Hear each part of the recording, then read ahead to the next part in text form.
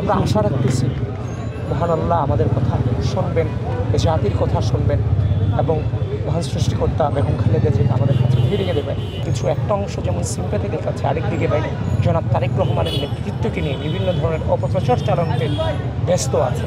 বাংলাদেশের স্বাধীনতা সার্বভৌমত্বের প্রতীক বেগম খালেদা জিয়া আজকে তিনি নতুন অসুস্থ হননি। বিগত প্রায় 6 থেকে 7 বছর যাবত টানা হসপিটাল টু বাসা, বাসা টু হসপিটাল, যেখানে আপনারও নির্বিচ্ছিন্নভাবে এটার অংশ ছিলেন।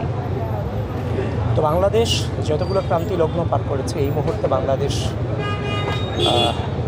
অনেকগুলো ক্রান্তি লগ্নের মধ্যে এই মুহূর্তে একটা বিশাল ক্রান্তি লগ্ন পার করছে। বিগত সময়টা তো আমরা যেভাবে আশাবাদী ছিলাম, বর্তমান বাংলাদেশ যে প্রেক্ষাপটে আছে তার চেয়ে অনেক খারাপ সময় ছিল, ফেসিবাদের আমল ছিল, অনেক নির্যাতন নিপীড়ন এই মানুষটার ওপর হয়েছে এবং এই বয়সে এসে বাংলাদেশের স্বার্থে তিনি আপোষ না করে জেল জীবনকে বেছে নিয়েছিলেন শুধু বাংলাদেশের মানুষের স্বার্থে। তার কিন্তু এর বিনিময়ে কিছু পাওয়ার ছিল না, শুধু একটাই তার এই সংগ্রামের বিনিময়ে একটাই পাওয়ার ছিল, বাংলাদেশের স্বাধীনতা সার্বভৌমত্বটা যেন অক্ষুণ্ণ থাকে। তিনি সেটা করেছেন।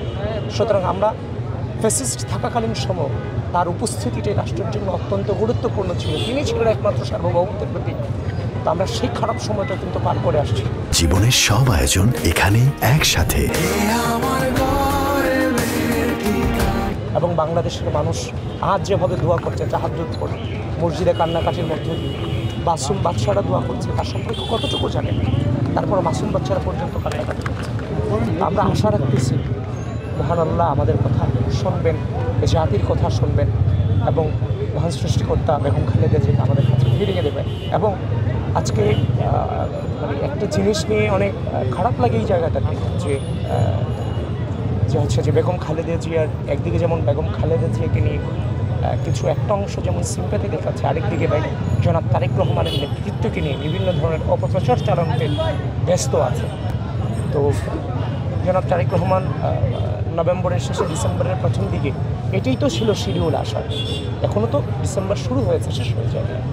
তো সুতরাং হঠাৎ করে বেগম খালেদা জিয়ার অসুস্থতাকে কেন্দ্র করে যেমনভাবে একটা অপপ্রচার চালানোর প্রচেষ্টা হয়েছে, সেটাকে আমরা ঘৃণা করি।